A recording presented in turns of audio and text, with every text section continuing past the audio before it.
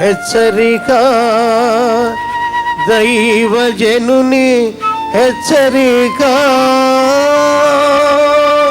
ప్రభు అంటున్నాడు ఇక్కడ, ఈ చెట్టు నరికేవయ్యా, దీనికి ఎందుకు ఇంత స్థలం వేస్ట్ అయిపోవాలి?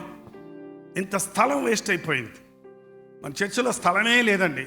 ఫలించిన చెట్లకు స్థలం ఎక్కడ ఉంటుంది చెప్పండి? ఇక్కడ మన చర్చిలో స్థలమే లేదు. నీకు చిన్న జాగా దొరికిందంటే నిన్ను అక్కడ ఎన్నుకున్నాడు దేవుడు, నిన్ను అక్కడ కూర్చుండబెట్టాడు. నువ్వు ఫలించాలి, నువ్వు దినదినాభివృద్ధి పొందాలి, నువ్వు దీవించబడాలి, ఇతరులకు దీవెనకరంగా ఉండాలి, నువ్వు ఆశీర్వదించబడాలి, ఇతరులకు ఆశీర్వాదకరంగా ఉండాలి. లేకపోతే నువ్వు కూర్చునే స్థలం వేస్ట్. నీకు ఇచ్చినటువంటి ఆశీర్వాదాలన్నీ వృధా. ఒక చెట్టుకి నాటాడంటే తోటమాలి ఎంత శ్రమ పడాల్సి వస్తుందో తెలుసా? దాన్ని ఎంత సంరక్షించాలో తెలుసా? అరణ్యంలో చెట్లయితే వాటంతటా అవి పెరుగుతాయి, ఎగాదిగా వంకర టెంకరగా అరణ్యంలో అల్లుకుపోయి ఉంటాయి. కానీ ఒక పార్కులో ఉన్న చెట్లు చూడండి, ఎంత నీట్గా, ఎంత లైన్గా, ఎంత చక్కగా, ఎంత అందంగా ఉంటావో. కారణం ఒక తోటమాలి ఉన్నాడు. అందులో ఉన్న ఎక్స్ట్రా కొమ్మల్ని నరికేస్తాడు, కత్తిరిస్తాడు, వాటికి నీరు పెడతాడు, ఎరువేస్తాడు, వాటిని శ్రద్ధ తీసుకుంటాడు. కాబట్టి అవి చక్కగా ఎదుగుతాయి. ఒక క్రైస్తవ సంఘం అరణ్యం కాదండి. ఒక సంఘం చక్కగా తీర్చిదిద్దబడినటువంటి వనము లాంటిది. ఈ వనములో మనం అందరం ఫలించాలి అని ప్రభు ఆశిస్తున్నాడు. ఎన్నో ద్రాక్ష ఫలాలు ఫలిస్తున్నాయి కదా, నేను ఒక్కడిని ఫలించకపోతే ఏంటి అనుకున్నదేమో ఈ అంజూరపు చెట్టు. కానీ ప్రతి ఒక్కడూ ఫలించాలని ప్రభు కోరుతున్నాడు. ఒక చెట్టుకి ఫలించాలని దానికి స్థలం ఇచ్చాడు, దానికి అవసరమైన సూర్యరశ్మి, దానికి అవసరమైన నీరు, దానికి అవసరమైన వాతావరణం, దాని పట్ల 3 సంవత్సరాలు శ్రద్ధ తీసుకున్నా ఒక్క ఫలము కూడా లేదు అన్నప్పుడు యజమాని విచారిస్తున్నాడు. ఈ రోజున అలాగే మనలో అనేకల విషయంలో ప్రభు విచారిస్తున్నాడు. 3 సంవత్సరాలు కాదు, 30 సంవత్సరాలు అయిపోయింది నీ బ్రతుకులో.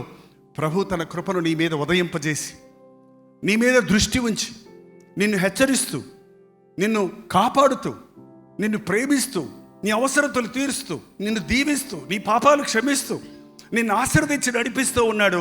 నీలో నుండి ఏ ఫలం వచ్చింది? నా యజమాని నా కొరకు స్థలం ఇచ్చాడే, నా యజమాని నా కొరకు తోటమును ఏర్పాటు చేశాడే, నా కొరకు తోటమాలిని ఏర్పాటు చేశాడే, నా పట్ల శ్రద్ధ తీసుకుంటున్నాడే, నన్ను ఇంతగా ప్రేమించిన నా యజమానికి నేనేమైనా చేయాలి అనే ఆశ ఆ చెట్టుకు ఉండాలి. అలాగే దేవుడు మనల్ని ఇంత శ్రద్ధ తీసుకొని, ఇంత ప్రేమించి, ఇంత ఆశీర్వదించినప్పుడు, నిన్నెంతగా ఆశీర్వదించిన ప్రభువును నువ్వు ఎలా ఘనపరుస్తున్నావు? నీ జీవితం ద్వారా ఏదైనా దేవుని రాజ్యానికి ప్రయోజనకరమైనది ఉందా? ప్రభు నామానికి మహిమ వచ్చేటట్టుగా ఏదైనా నువ్వు చేస్తున్నావా?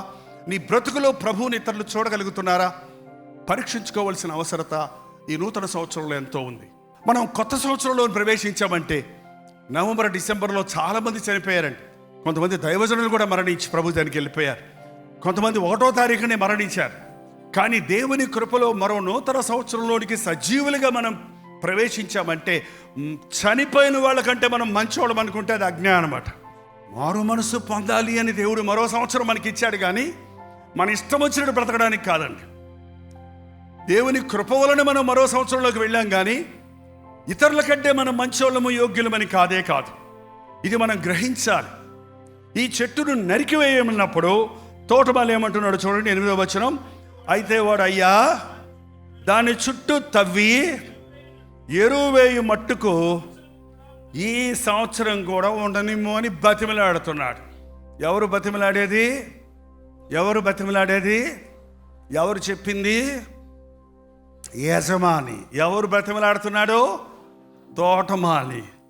యజమాని దానికి సొంతం, కానీ తోటమాలి దాని కొరకు శ్రమపడ్డ వ్యక్తి, దాని కొరకు ప్రయాసపడిన వ్యక్తి. మన యేసు ప్రభువు మనల్ని రక్తమిచ్చి కొన్నాడంటే మనం ఏ ఒక్కరూ నశించడానికి ఇష్టం లేదు. ఆయన దుష్టుడు మరణమొందుటయందు నాకెంత మాత్రము సంతోషము లేదు, వారు మనసు మార్చుకొని బ్రతకాలని నేను ఆశపడుతున్నాను అంటున్నాడు. ఆ తోటమాలి బ్రతుకులాడుతాడు, అయ్యా 3 సంవత్సరాలయ్యా ఈ చెట్టును కంటికి రెప్పలా కాపాడాను, నీరు కట్టాను, శ్రద్ధ తీసుకున్నాను. నువ్వు అకస్మాత్తుగా నరికేయమంటే నేను పడ్డ ప్రయాస అంతా ఏమైపోద్ది? అయ్యా ఇంకొక సంవత్సరం కనికరించు.